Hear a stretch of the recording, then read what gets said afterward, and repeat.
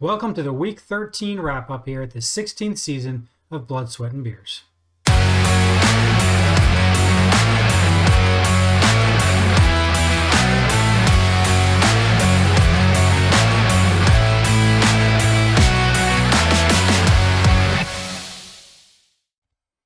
How much correlation do you think or see or think will happen between the NFL teams that have something to play for in December and those that may not? And with the scores that we see, the stat lines in fantasy.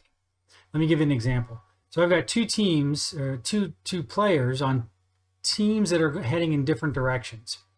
So I've got Saquon Barkley, #1 running back this year in fantasy. He's been fantastic. Now, it's unlikely, it's possible still, but there's a scenario where it gets to the point where Detroit locks in the #1 seed, and therefore, if the Eagles have locked in the division, do they start to rest players? Do they start playing half games? Does Saquon see a fewer number of touches if I get to the playoffs when it really matters? What about Joe Burrow?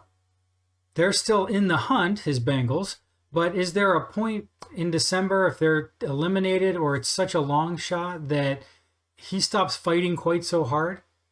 Not a lot of late game heroics.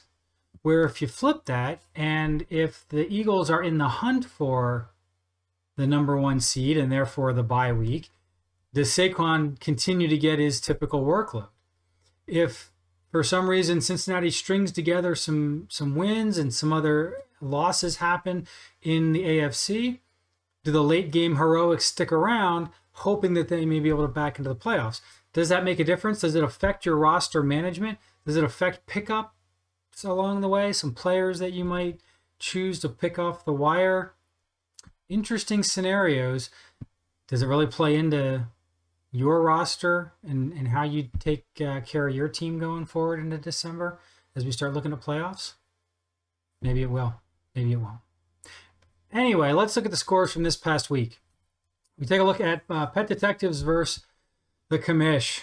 Another rough one for the Commish. Drops another game where he did score some points, but Joe makes a strong case for securing that #6 spot. He's not there yet, but he posts the high score of the week, and he's one win away, plus a little bit of help, from getting himself into the playoffs.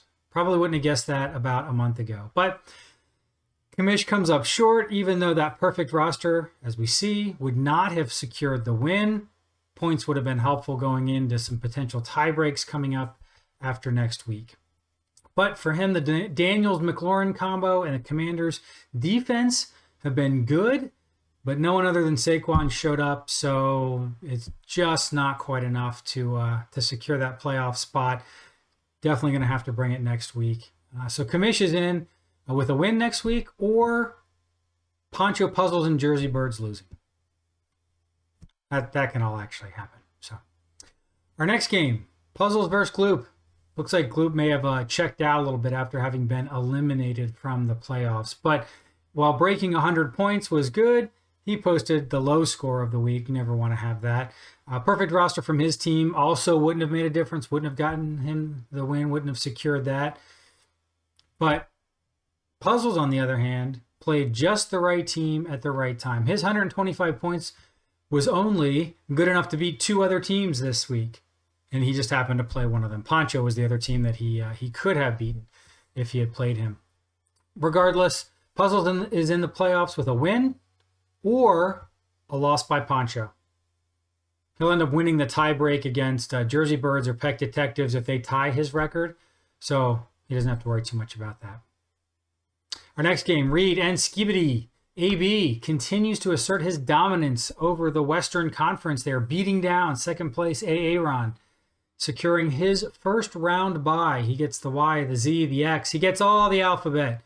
He is ready to take a week off after next week. Third best score for him, as we see, with points to spare. Both teams managed their rosters pretty well, but AB was just a little too strong this week. He locks in that first round bye, takes the division. He's probably pretty giddy about the result here this week. He extends his win streak to 4.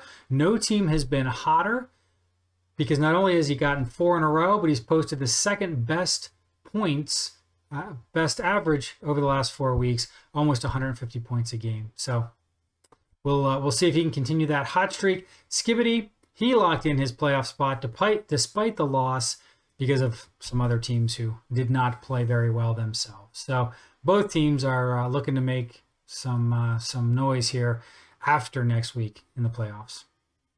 Our next game, Peanuts and Boogs. Well, it was close until it wasn't, unfortunately. If you were watching the roller coaster of the ride on Monday night, there were reasonable scenarios where Pancho could have come away with the win. Enter Jameis Winston, dashing the hopes and dreams of so many people over the season. He's so good until he's just so bad. And that's unfortunately what Pancho ended up realizing or suffering through himself, although a Cleveland player on his bench would have given him an easy win. Jerry Jeudy, 45 points. Nobody would have guessed that. I guess nobody would have guessed Jameis going for over 40 fantasy points either. Regardless, leaving 45 points on the bench just killed his pop for the week, and he dropped his playoff probability down too. So Pancho has to win next week and hope for either a commish or a puzzles loss. And because he's got so many points scored, second most in the league, he'll win that tiebreak pretty easily. Boogers, on the other hand, he's going to end up with the number 3 seed. It doesn't have it locked in there just yet, but in order for him to take the division, he needs to win, Mr. Snuffy lose, and he needs to score 111 more points than Mr. Snuffleupagus this week, which I don't see happening unless Mr. Snuffy gives it to him by emptying his roster and not starting anybody. I don't see that happening. So Booger's likely to get number 3. Speaking of Mr. Snuffy, Jersey Birds versus Mr. Snuffleupagus, our final game here. Mr. Snuffleupagus just misses the high score of the week, just misses hitting 170. Those stats I mentioned last week, less than a point. And he would have been able to chalk up both a high score of the week and breaking 170. He has not. That's okay. Not that he cares. Most points scored by 100. And he'll end up with the first round bye because, again, unless Boogers can score 111 more points than him this week, they split their games and tiebreak comes down to points scored. So if we look there, his potential, he would have had the high score, but he does still keep his pop over 90 for the 3rd straight week, which is good. And we'll see what the overall numbers look like for the league. But he's been locked in for a little while. Jersey Birds can also make the playoffs with a win and a loss by Pet Detectives Pancho and Kamish. And he needs to score more points than Kamish this week. That's not that hard to do. So his path to the playoffs is pretty clear. Let's take a look at the standings. We've got 3 teams on top in both divisions there. Ends today. It's a real easy 1 through 6, but I'm sure it's going to get muddy next week. We see that everybody's alive still going into the final week, unfortunately, except for Gloop, although he can play spoiler if he chooses. As we look at the stats, Read Option stays at number 1, can continue that number 1 if he wins next week based on tie breaks and all that good stuff. Mr. Snuffleupagus, number 2, leading the East, and then everybody else underneath. And a surprisingly close points race as you look at 3 through 6. Less than 20 points. 17 points scored separates, I guess 24 points. Separates 3, 4, 5, and 6. So it could come down to who scores the most points next week, whether you win or you lose, depending on the scenario that you're in. A quick look at the pops. Not a lot has changed. We see that Snuffy still holds on. The only one over 90, although Aaron is awfully close, tenths of percentage points away from breaking into the 90s himself. And on the flip side, somehow Master and Commanders just cannot manage his roster. but I guess put together a decent enough team that he still might make the playoffs. So maybe a few adjustments going into the playoffs. He can tap into some of those points that he often leaves on the bench. As we look ahead to next week, every game matters. Every team, or every game has a team fighting to either hold on to or slide into secure a playoff spot. 5 teams are fighting for the final 2 spots. Every game matters. Enjoy week 14, the final week of our regular season.